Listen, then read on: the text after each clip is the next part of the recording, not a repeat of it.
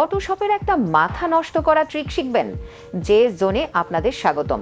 আজকে আমরা একটা দারুণ এফেক্ট তৈরি করব। প্রথমে আপনার ইমেজটিকে একদম ওল্ড স্কুল রেট্রো ভিডিও গেমের মতো পিক্সেল আর্ট বানাতে ফিল্টার মেনু থেকে পিক্সেলেটে যান, তারপর সিলেক্ট করুন মোজাইক।